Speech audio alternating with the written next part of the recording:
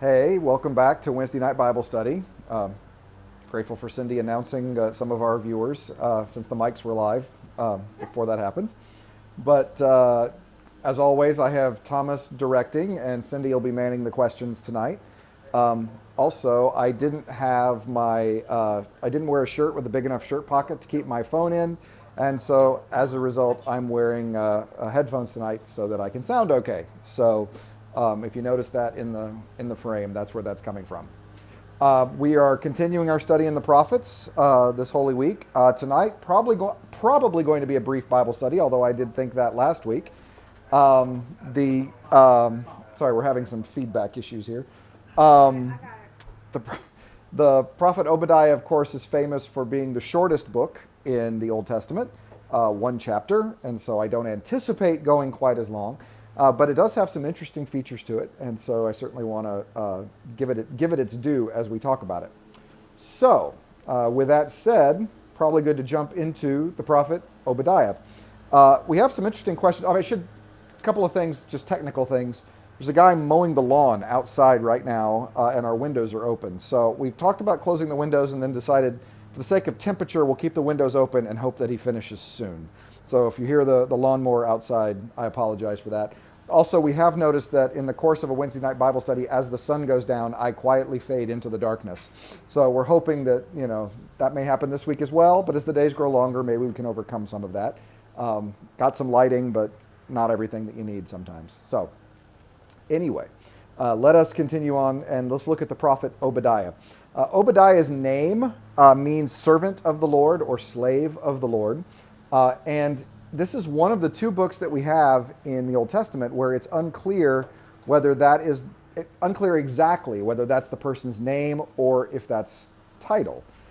Because the vision of the servant of the Lord could easily be the vision of the servant of the Lord, or it could be the guy's name is Obadiah and his name just happens to mean servant of the Lord. The other place that happens is Malachi. Malachi means my messenger. So it's, the vision of my messenger, is that person's name or is that actually the title? So we're unclear if it's a proper name. There is another Obadiah named Obadiah who helped out Elijah.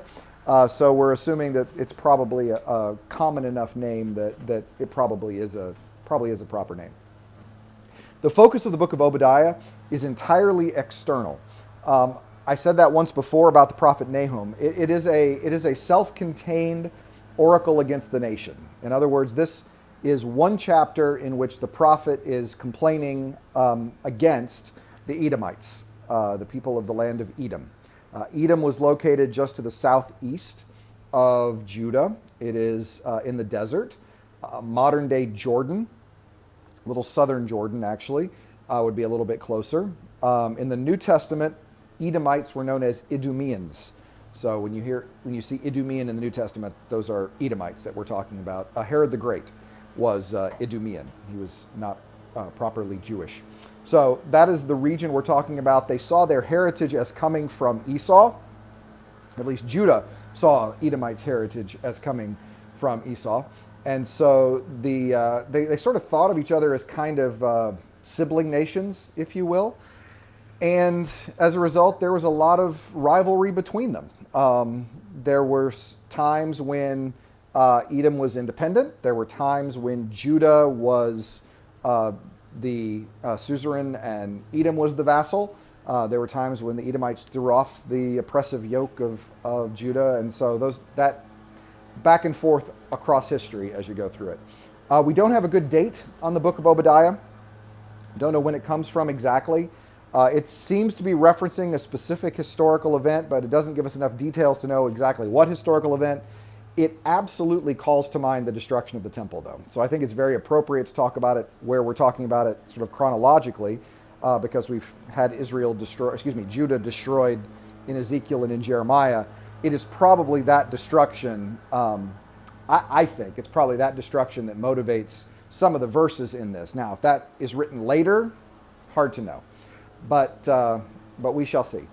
So, sorry, there's a lot of gesturing going on behind that's a little distracting. Everything okay? We're all good? Yeah? Okay.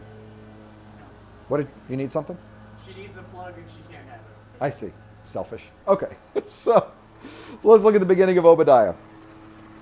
The vision of Obadiah. Thus says the Lord God concerning Edom. We have heard a report from the Lord, and a messenger has been sent among the nations. Rise up, let us rise against it for battle. I will surely make you least among the nations. You shall be utterly despised. Your proud heart has deceived you. You that live in the clefts of the rock, whose dwelling is in the heights. You say in your heart, who will bring me down to the ground?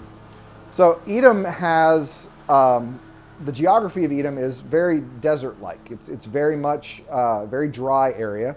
Some of you might be familiar with it in southern Jordan. I know many of you have traveled there. This is the Suk, which is the cleft of the rock. It's a space on the way into a later Idumean settlement, one that you are probably very familiar with because you've seen the royal treasury at Petra. That was an Indiana Jones. That is not Indiana right? Jones. No, it wasn't Indiana Jones. Yes, this is the Canyon of the Crescent Moon, I believe, was what they called it. But this is actually a treasury, the royal treasury there at Petra, which makes some great pictures, and always people here looking at that. But what is significant? There's a lot of things significant about this, but you can tell this looks constructed. But what's significant about it is all of this is carved in one piece out of the rock. Out of the living rock. So this is not assembled in any way. They carved columns and crowns and tops to make it look good. Oh, well, thank you, Tyler. I knew you'd be impressed. I'm sorry I don't have the really classic touristy photo that has the two camels sitting in front here. I do have that one, but I didn't use that one tonight. Is there a picture of you on a camel? There's not a picture of me on a camel that you know of. In this, but you see in this royal treasury, you have this is all carved out of the stone, one piece of the stone. You can almost make out some of the bullet holes up here. People shot them thinking there might be actually treasure up in there, and so they tried to break that open, but it's all carved out of one stone as it goes through there. And you see the ladder on the side that let them get up to the top of that. Yeah. Definitely looks safe. Oh, it's very safe. Yeah. OSHA approved on that. 100%. 100%. So this, though, is what I was excited. I mean, that everybody's excited to go there, but this is what I was excited about, because in the center of this later, that divine treasury, I believe that's like 2nd century AD or after, so after Jesus even. This is about 1,000 years before that. In the middle of this 2nd, 3rd century Idumean city is an Edomite city, and it's up in the heights. You literally have to climb up. It's in the center of the town. This is all sort of enclosed in an area that you have to go through that souk to get through. So you have to get through the cleft of the rock. But this was an Edomite temple that was located in the center, and they have again carved it out of the living rock. So I find it interesting that 1,000 years before, this seems to be the practice of the people who lived there. They really liked carving things that looked like things that other people built. It just seemed to be their feature. So this is a temple. You can always spot temples. Temples always had benches around it. Apparently, religious folks did a lot of sitting always, and so you can always spot that is a feature in Philistine, Egyptian, Edomite temples. You always see benches in temples. So they're using these 1,000-year-old benches here, and this temple actually has a altar in the middle of it. What's funny to me, this wonderful irony about this is that most altars, particularly altars in the Old Testament, are supposed to be built out of uncut stones. You don't hew stones for an altar. You just find a stone and you fit it together to build an altar. So here they have built an altar, the Edomites have built an altar that is nothing but a cut stone, a single cut stone. Cut steps all the way around. I think I zoom in on this here. Yeah. So this is all one piece that they have cut. This is a 1,000-year-old altar that they have here. All of this cut out of the steps, this whole temple area, you just carved a whole temple, which I just think is fascinating. So when Obadiah is talking about you who dwell in the heights, you who dwell in the clefts of the stone, this is what we're talking about. This is the world in which they would be familiar with. So, cool. We good? You guys good? Okay. Verse 4, though you soar aloft like the eagle, though your nest is set among the stars, from there I will bring you down, says the Lord. If thieves came to you, if plunderers by night, How you have been destroyed! Would they not steal only what they wanted? If grape gatherers came to you, would they not leave gleanings? How Esau has been pillaged, his treasures searched out. All your allies have deceived you. They have driven you to the border. Your confederates, your people of the covenant, actually, is what that says literally. Your confederates have prevailed against you. Those who ate your bread have set a trap for you. There is no understanding of it. On that day, says the Lord, I will destroy the wise out of Edom and understanding out of Mount Esau. Your warriors shall be shattered, O Teman, so that everyone from Mount Esau will be cut off. There does seem to be a very strong association of Edom with wisdom. There seems to be a wisdom tradition in Edom that you find mentioned in a couple of places. Certainly here, explicitly called out, these wise men of Edom. But also in the book of Job, which is a classic wisdom book, all of Job's friends are from Edomite places. The Temanite is, Eliphaz the Temanite is actually an Edomite. And so there has been some suggestion that the book of Job itself, since Job is considered one of those renowned of the East, and Edom is in fact east of Judah, that the book of Job might be an Edomite story that the Israelites have appropriated. It's just that here's an Edomite who serves Yahweh in this case. It certainly is, he's non-Jewish. We know that. We just don't know how far east the book of Job is talking about, and all his friends do seem to come from Edom. So there does seem to be an association of wisdom with Edom. He does. Well, they try to be good friends. They're just not good friends as we get through there. They don't know how to do appropriate pastoral care. So that's the problem with Job's friends. They get uncomfortable when the person who is grieving says things that make them uncomfortable. So they're not willing to sit in their uncomfortableness. That's the biggest problem of Job's friends. So, but that's a pastoral care lesson. This is Obadiah. So how are we doing? I'm going to take a drink of my Fresca. Still unsponsored, Bob, just so you know.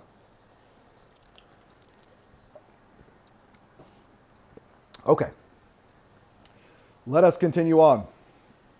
For the slaughter and violence done to your brother Jacob, shame shall cover you, and you shall be cut off forever. So obviously, something is being referenced there with Israel.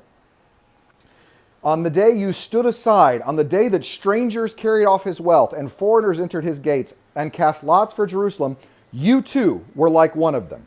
But you should not have gloated over your brother on the day of his misfortune. You should not have rejoiced over the people of Judah on the day of their ruin. You should not have boasted on the day of their distress.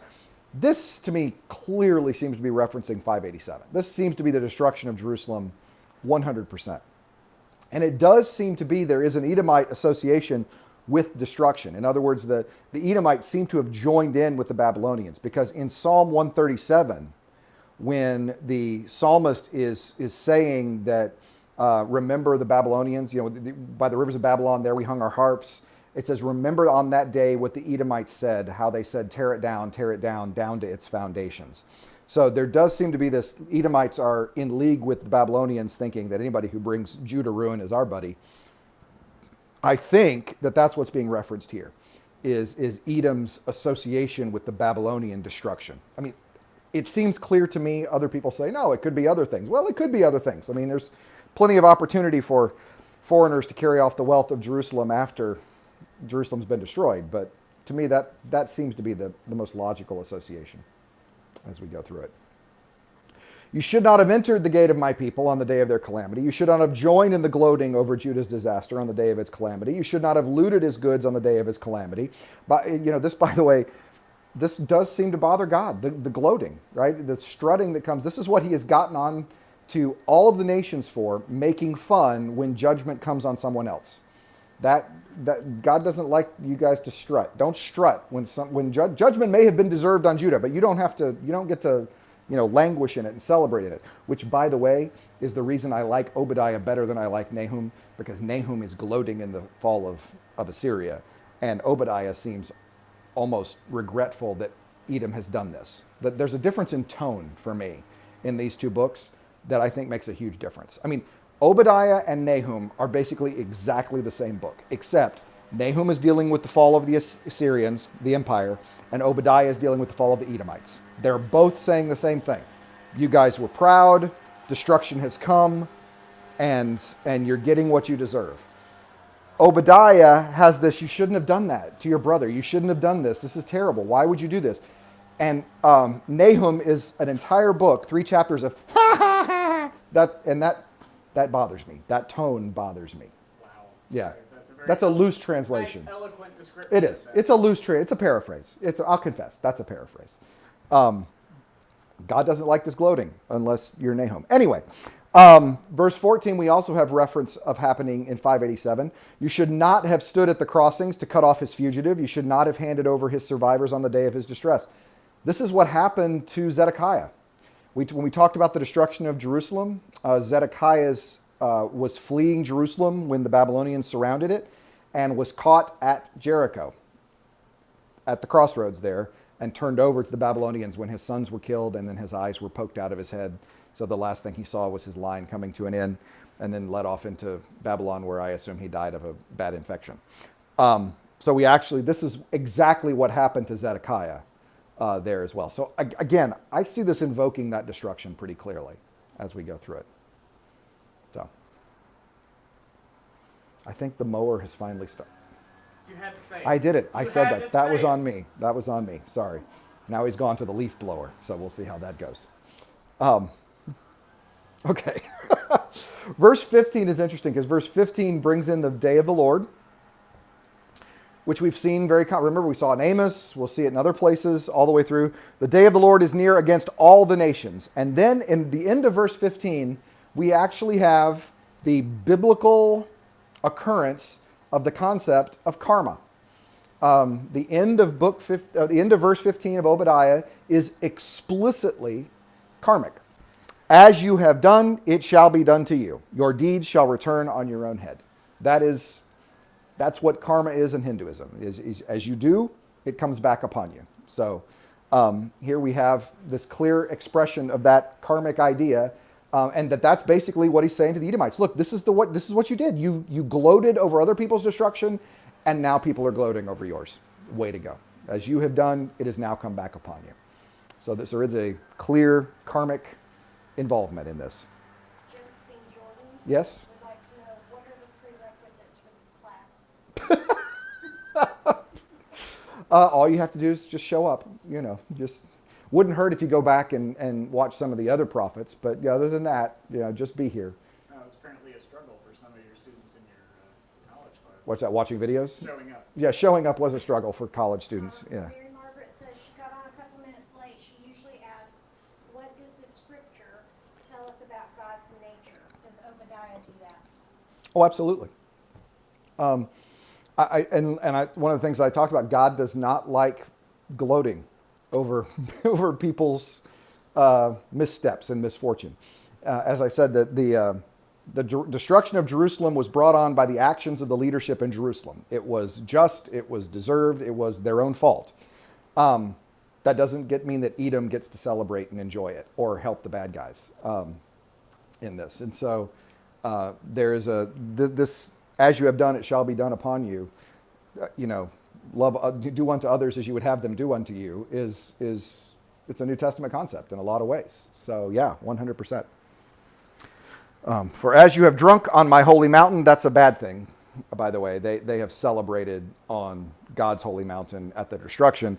All the nations around you shall drink. They shall drink and gulp down and shall be as though they had never been. And so it's going to be like, you're going to be gone completely. Their time's coming. Yeah. But on Mount Zion there shall be those that escape, and it shall be holy. And the house of Jacob shall take possession of those who dispossess them. The house of Jacob, again, always, no matter how dark the judgment, we always finish with hope. And Obadiah is no different. There is hope. The house of Jacob shall be a fire, the house of Joseph a flame, the house of Esau stubble. They shall burn them and consume them. By the way, really nice use here of Hebrew parallelism. I talk about this every now and then. You want to see the art that's going on here. Remember, we've talked about this before. In Hebrew parallelism, Hebrew poetry, the main feature is parallelism, and that is where you have lines that relate to one another. And so you can have lines that relate to one another, like the house of Jacob shall be a fire and the house of Joseph a flame. That's called synonymous parallelism. You basically have restated the point using different words, but it's drawing up on that. So we have a synonymous parallelism, and then you have another kind of parallelism, which is called an antithetic parallelism, which is when the second line says the opposite. It's really helpful for righteous and wicked, right? The righteous will be blessed, but the wicked will be punished. That's an antithetical parallelism. So look what happens here. The house of Joseph aflame and the house of Esau stubble. So they're the brush that's going to get burned by the flame. So we have an antithetic parallelism that's pivoting right around a synonymous parallelism in one verse, making this three. I just think that's really clever. He's playing with the art in that. Yeah. And just in case you missed it, they shall burn them and consume them, which is another synonymous parallelism as you get through there. There shall be no survivor in the house of Esau, for the Lord has spoken. Those of the Negev, so that's the Negev is the desert area that is just to the left, just to the west of Edom. The Negev shall possess Mount Esau. Those of the Shephelah or Shephelah it's just to the northeast of the Negev, just to the north west of Edom. If you're looking on your map, I'm gesturing in the wrong direction for you because I'm looking at the camera. So the Negev's over here, the Shephelah's over here, and over here is Edom, just under the Dead Sea, as you get through there. And they shall possess the land of Ephraim and the land of Samaria, and Benjamin shall possess Gilead. So you see a restoration of the northern kingdom and the southern kingdom in this hope as well. And then we get God dividing stuff up, as he does. The exiles of the Israelites who are in Hala shall possess Phoenicia as far as Zarephath, and the exiles of Jerusalem who are in Sepharad shall possess the towns in the Negev, and those who have been saved shall go up to Mount Zion to rule Mount Esau, and the kingdom shall be the Lord's. So once again, we have this hope and this restoration at the end. So 21 verses is all you get. And from the academics or crazy department, I once sat in an SBL session on the book of Obadiah, in which a man argued that in these 21 verses, he could clearly identify 19 individual sources. At which point I said, okay, we're done now. I've stopped listening to you at this point because you're crazy. But you get this restoration at the end. God redistributes the land, again, showing that God has the authority to rule the nations. And once again, that the nations don't get a pass. Just because they are not Israel or Judah, there is expectation for their behavior as they go through. Judah will be saved, a remnant of Judah, and Israel will be given back the land from God. So basically, what would that mean for the nations that aren't Judah? Does that just mean that Judah is the favorite? It's the favorite son. Well, It's the favorite nation. Judah's job is to tell the nations who God is and how they can live in a way that brings shalom, flourishing. And God is angry at Judah because they're not doing their job. It's kind of like this. Let's imagine for a moment that Daniel was downstairs doing something that we didn't want him to do, okay?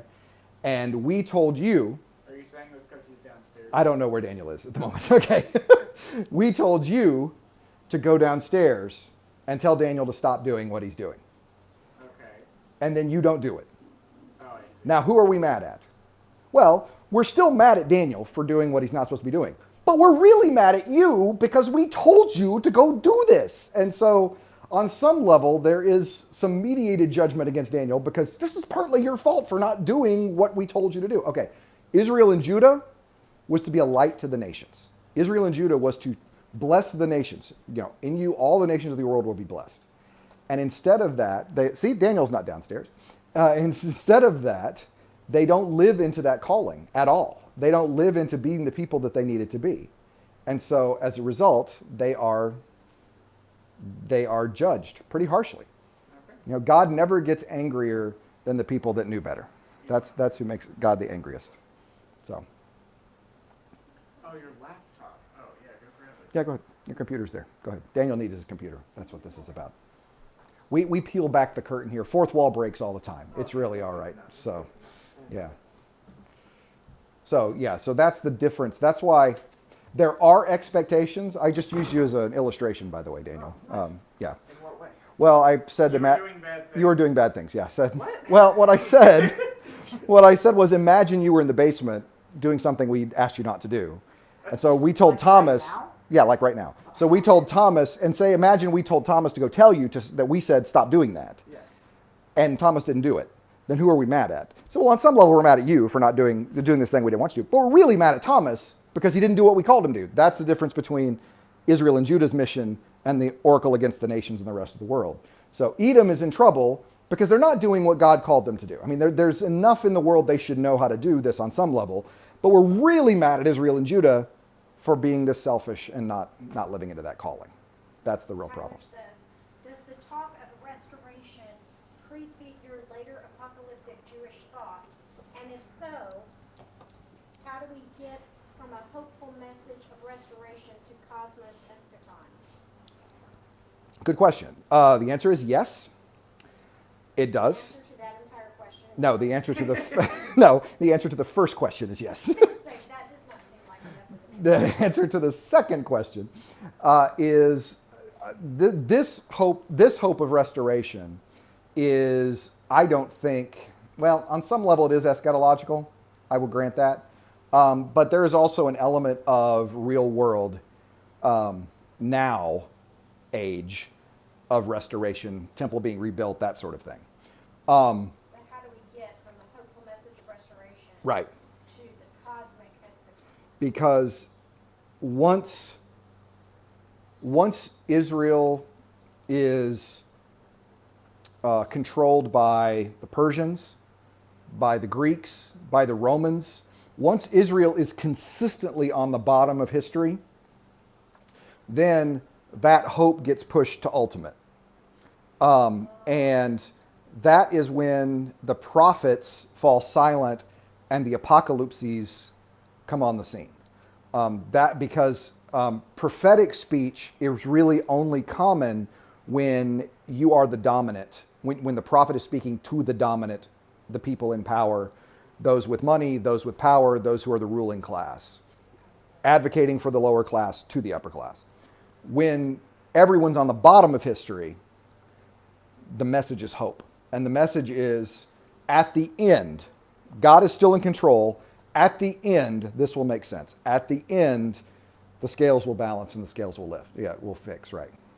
Bob says, does contemporary understanding of the scripture accept the concept of nations being judged? Say that one more time. Does the contemporary understanding of the scripture accept the concept of nations being judged?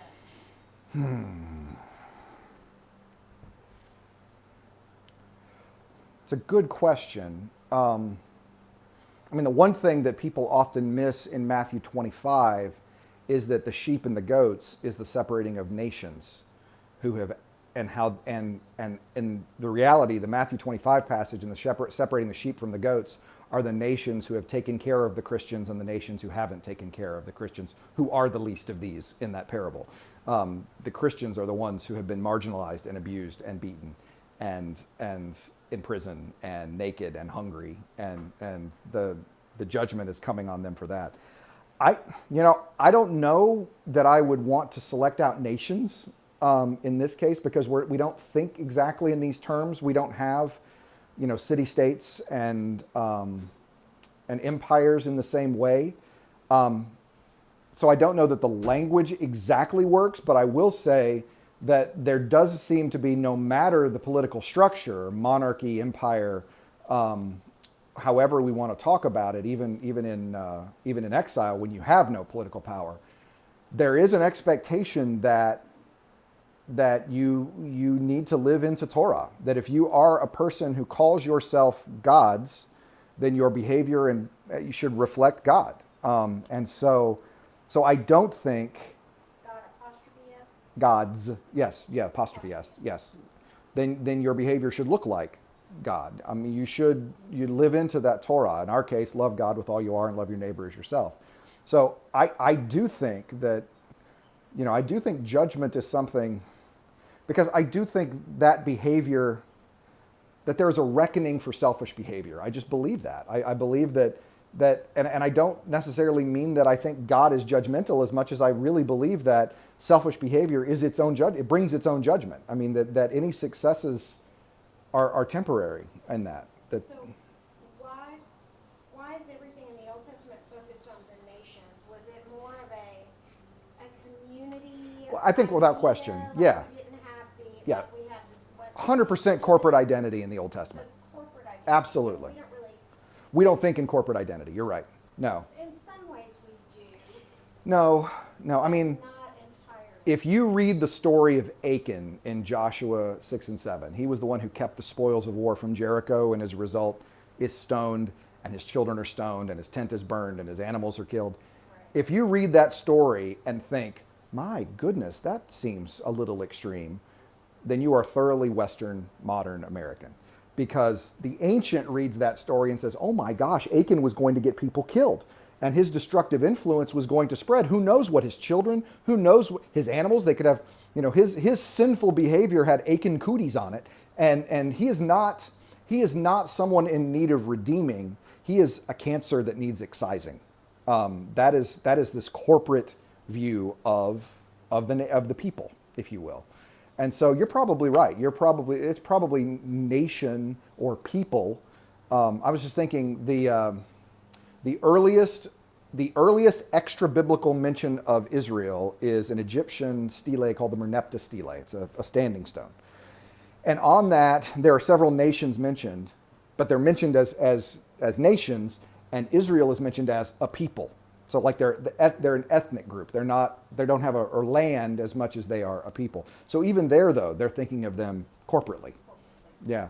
So you're probably right. You're probably right that probably has some sense of that coming through. Yeah. Absolutely. Any other questions? Yeah. How we doing? No other questions right now. I've got to give like 10 seconds because of the lag to see So if that was my clear. question would be, Cindy has a question. what do we do with this today? What we do with Obadiah today? Yeah. What's your takeaway from My Obadiah? biggest takeaway from Obadiah is Obadiah 15. As you have done, it has come back upon your head. That God is not mocked. And you don't get to live in a way that you think escapes God's instruction for life, God's Torah. And you should not gloat over an enemy's destruction. There's so much of this that just echoes stuff Jesus has said. You pray for your enemies. You love your enemies. You pray for those who persecute you. You do unto others as you would have them do unto you. That's the message of Obadiah. Edom is judged because they gloated over their enemies. They exploited their enemies. They exploited their enemies' destruction and misfortune. And as they did, it came back upon them, and they got gloated over by folks. As these behaviors bring this back around. So, yeah. This is the message of the servant of the Lord. The only other comment we have is Tyler expressing his love for the Merneptah stele. Everybody loves the Merneptah stele, Tyler. You're not surprised. I certainly do. But From Bob, what is an example of contemporary mocking of God, mocking God? I think anytime anyone, let's go back to Psalm, now I'm going to call myself out, 13 or 14. It's one of those two. The fool says in his heart, there is no God. That's any time a person has that level of practical atheism, a person who, like we saw in Zephaniah last week, God won't do good, God won't do bad, because God's frankly not involved in the world. And this assumption that I can do what seems right to me and work counter to love of God and love of neighbor, because God's not involved. That's mocking God. Anytime. That's capital S sin, right? Anytime I know better for my life than God does, I'm going to do what I think is right to me, because God's not involved. That is the practical atheism of the psalm. That is Zephaniah's concern that there are people living in this world. God, don't get me started on God.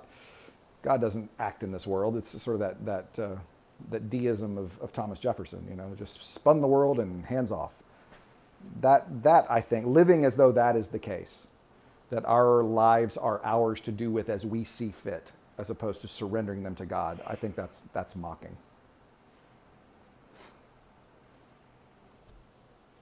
Absolutely.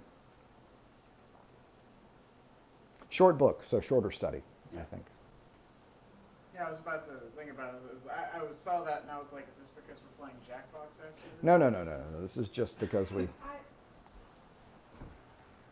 you're troubled by something? Yes. Okay. My wife has a frowny face, so I shall do what I can to unfurrow her help, brow. Only God can help you now. That's right. In my experience Mm-hmm. of people who you are calling practical atheists, Yes.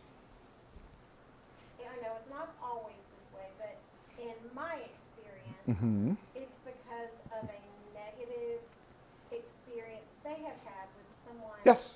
who called themselves a Christian Yes.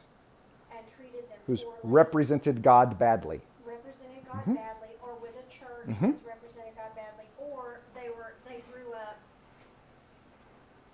with the idea of God as big, mean judge Right. coming down to Right. punish With you. anger management, the paternalistic Yes. God with anger management issues. Yes. Yeah. So I have a problem. I have compassion for that. Oh, yes. I For understand. practical atheism. Those aren't the people to me that I'm thinking of when I say that. Okay, so can you tell me? The people that, because the fool says in his heart there is no God, that song is written to a group of people who are confessing God. It is religious individuals who are living in such a way Okay. as what seems right to them and reasonable to them, because God's not getting involved. So it's religious individuals. It is. I mean, the psalm is who are written to. living Yes. that way. Yes. Okay, that helps me. I'm sorry. That's okay. I presume that sometimes. Tyler, for Steve. Steve didn't come in at the beginning, but could you go over again general understanding of when Obadiah is writing? No clue. Oh, he probably wants more than that. The Obadiah is like. That's why you didn't go over. That's right. Got it. Likely after the destruction, as I pointed out, those connections to the destructions, but could be even later. I mean, some people think very late in the book of Obadiah. I don't necessarily put it quite as late. I mean, I don't mind putting it mid 6th century, but there are some who put it down as far in the 4th century, and maybe, but post destruction. Tyler's just laughing. I see. I see. So, that's the problem. I tell the joke and it's like a 10-second lag in the responses. That's I'm to adjust to that. So, He literally says Steve says, ha ha. yeah, You answered my question, so thank you. You're Feel welcome. better about that. I'm glad. God is always angriest at the people who are supposed to be representing God well, who represent God poorly. Yeah, but it's just like anything else in life where the teacher gets onto the whole class and Yes. the teacher's really just talking to one or two people, and it's inevitably those two people who don't hear it. Correct. And it's the people who Right. she wasn't talking to that actually get the message loud and clear and then are paranoid. Correct. Do you want to talk about something? So we don't have time to unpack all of this. Do you want to talk about something? But I'm just saying, You're right. You're absolutely right. that's what I see. It's, Yeah. That's how I. Well, how many? I mean, I shared that from the pulpit. I don't know, 6 months ago. The story of the person that came up after the service and said, "I'm so glad you preached that because there were some people here who needed to hear it." I was like, "Yeah, you were one of them." Yes. And then I, That's what I feel like this is too. yeah, Why is Obadiah in the Hebrew canon? because it's inspired. There was that je ne sais quoi. It had whatever it is that makes an inspired book inspired. It had it. It is early enough. It's authoritative enough in its tone. Thus says the Lord, and it spoke to the people in a way that people saved it. I mean, things are in the canon because they spoke to people, and there were some general rules you can connect them to, but for the most part, that's the biggest one. There's something about this book that connected to people, and so it stays. People had to connect with it enough to copy it. That's really what makes the Bible. Is there enough here that I want to take the time to make a copy of this? And that's it. It really is. Good question. It's a good question for all the books, really. So are we good? I don't Okay, well, in that case, we will start to wrap this up. A couple of announcements for you for this Holy Week. We'll be posting 2 videos in the next 2 days. I'll post a Monday, Thursday video tomorrow. The Monday, Thursday video is the video that the entire church had a hand in making. I've got a draft of it. I sent it out to Meg and Ray, and they were pleased with it, and so I'm really glad about that. Thank you so much for those of you who took the time to send a video. It absolutely was. You guys challenged me, and the videos are as diverse as the congregation is, and I think you'll see that when we put it tomorrow. You have one more question? Question on Brueggemann reading of Obadiah. Was Edom in a position of relative power in the Near East? They would be the same. Sorry, I meant that. They would be at the same level as Judah or Aram. So they would be that sort of similarly sized, similarly military budgeted, similar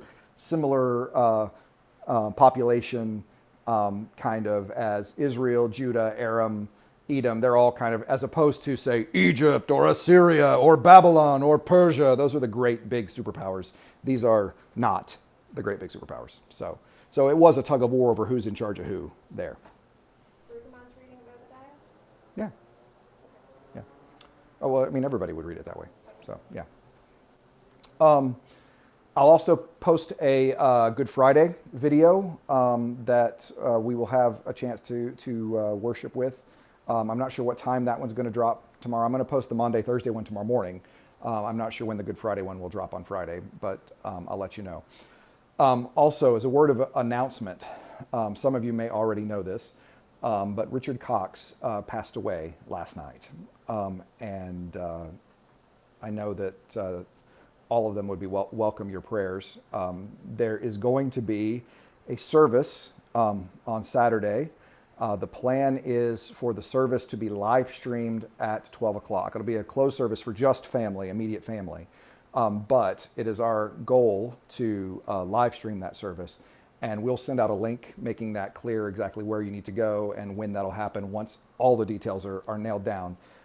It is still very much in flux right now. But right now, tentatively, noon on Saturday will be the live stream of Richard Cox's funeral. And I know the family would welcome your prayers in this time. So as far as the rest of the week goes, I hope that you have a blessed Holy Week. And I look forward to speaking to you again live on Easter Sunday morning. So have a great week, and I will see you soon.